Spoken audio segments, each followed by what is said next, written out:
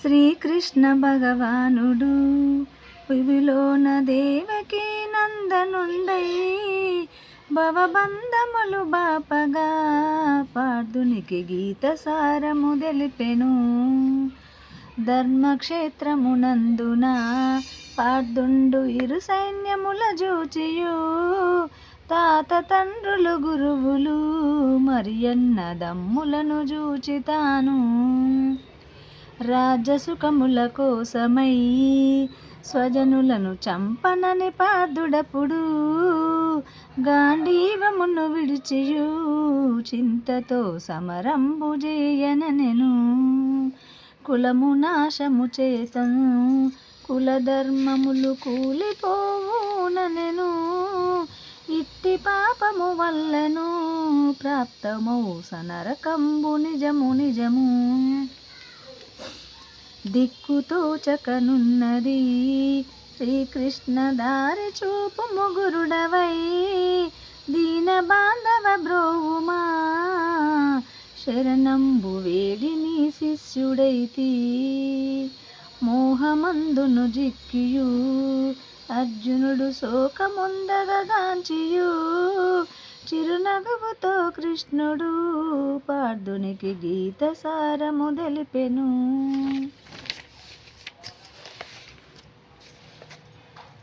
చావు పుట్టుకలందున విఘ్నుండు శోకముందడు ఎప్పుడు ప్రజ్ఞవాదములాడటి పాల్గొన శోకించతగదు నీకు. బాల్య యవ్వన వృద్ధము కౌమార మరణములు దేహమునకే జనన మరణము లేనిది ఆత్మ సత్యమని తెలిపే స్వామి. అస్త్రశస్త్రము చేతను మరి పంచభూతముల చేత ఆత్మ బాధింపబడదు పార్థ చలమై అంతటా వెలుగుచుండు. అన్ని మర్మముల కన్నా క్షాత్రునికి వీరత్వమే శ్రేయము. విజయమందిన సౌఖ్యము లేకున్న వీర స్వర్గము కాయము. కర్మజేయుటయందునే జీవునకు అధికారముంది గాని ఫలితమాశించబోకు దానిపై హక్కేమీ లేదు నీకు. భ్రష్టత్వమొచ్చునయ్యా ఇలలోన కర్మ చేయకున్నను నిష్కామ కర్మ వలన అర్జున పుణ్య పాపములంటవు. దేవాది దేవ కృష్ణ ఇలలోన శ్రిత ప్రజ్ఞుడెట్లుండును ప్రార్థుడడిగిన ప్రశ్నకు పరమాత్మ ఈ రీతిగాను తెలిపే. కామక్రోధ భయమును అనురాగమును విడిచియుండునెప్పుడు సుఖ దుఃఖములయందున సమబుద్ధి కలిగి వర్తించునతడు.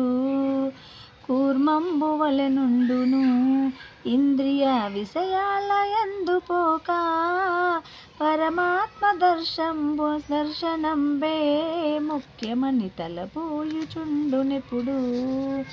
జ్ఞాన కర్మములయందు మనుజునకు శ్రేయంబు ఏది అనగా కర్మయోగమే యోగికి జ్ఞానంబు సాంఖ్యులకు శ్రేష్టమనిరి. సర్వజీవులు ఎప్పుడు ఇలలోన కర్మ చేయక తప్పదు. మమతనహమును వీడియు నిష్కామ కర్మ చేయుము చాలును. కామమే జీవులకు పాపంబు చేయుటకు కారణంబు ఆత్మజ్ఞానము నెరిగియు బుద్ధిచే కామంబు నరికట్టము. ధూమంబు చేవహ్నియు మురికి చే అద్దంబు కప్పబడును. అటులనే కామంబు చే ఆత్మయు మావిచే గర్భ శిశువు. బహు సనాతనంబు ఈ విద్య సత్యమని నమ్ము పార్థ భక్త సుకుడా వగుటచే ఈ విద్య తెలిపి తిని నీకు నేను. జన్మంబు లేదు నాకు ఇలలోన నాశమే ఎరగనయ్యా, మాయ చే అవతరింతును అప్పుడు అవసరంబైన వేళ, దుష్ట శిక్షణ కోసమై ధరలోన ధర్మమును స్థాపించగా, యుగ యుగమునందు నేను సంభవం పొందెదను వినుము పార్థ. దివ్యమైనటువంటివి నా జన్మ కర్మములు తెలుసుకుంటే, మరణంబు పొందినాక భువిలోన మరు జన్మ పొందకుండు. గహనమైనటువంటిది కర్మ గనులకైనను తెలియదు, వినుము పార్థాయనుచును పరమాత్మ సర్వకర్మలు తెలిపెను. దైవమును చేరుటకు చేసేటి ప్రయత్నమే యజ్ఞమనియో, యజ్ఞములయన్నింటిలో జ్ఞానమే శ్రేష్టమని తెలిపే స్వామి.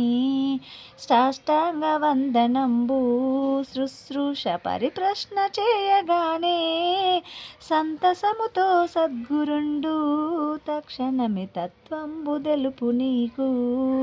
జ్ఞానంబు కన్న మిన్న పవిత్రంబైననేమియు లేదనే, అట్టి జ్ఞానమునొందగా శ్రద్ధతో సాధనలు చేయమనెను.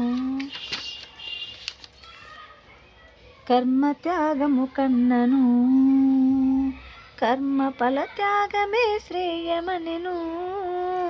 నిష్కామ బుద్ధి కలిగి ఇలలోన కర్మజేయము ఎప్పుడు, ఈశ్వరార్పణ బుద్ధితో కర్మములు చేసేటి ధీరులంతా, పద్మపత్రము మాదిరి పాపమును ధరలోన అంటకుండు.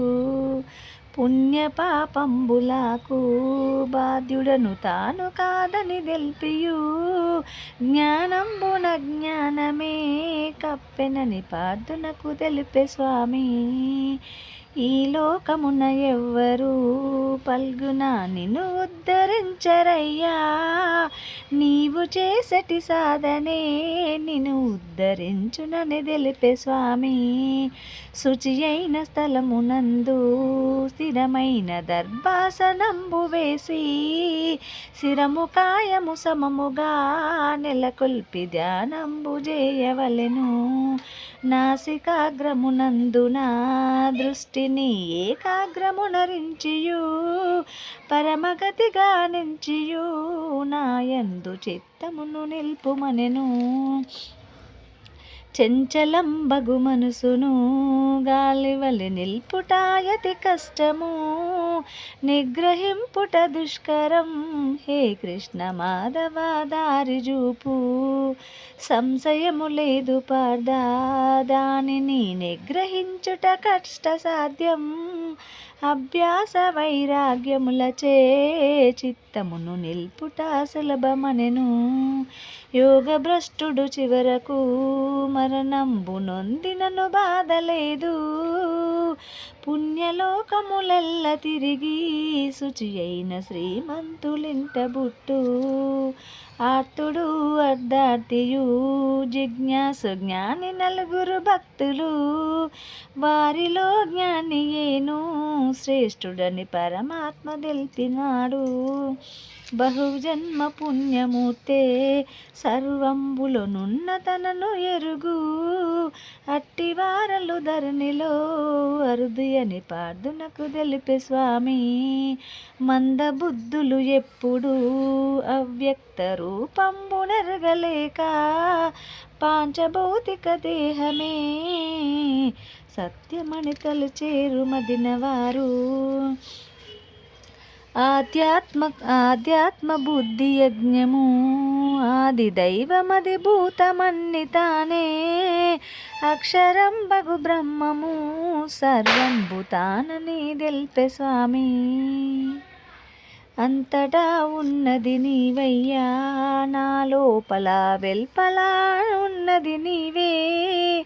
మరణ జన్మము పుణ్యము మదిలోన నిన్ను తలుపుతున్నయ్యా.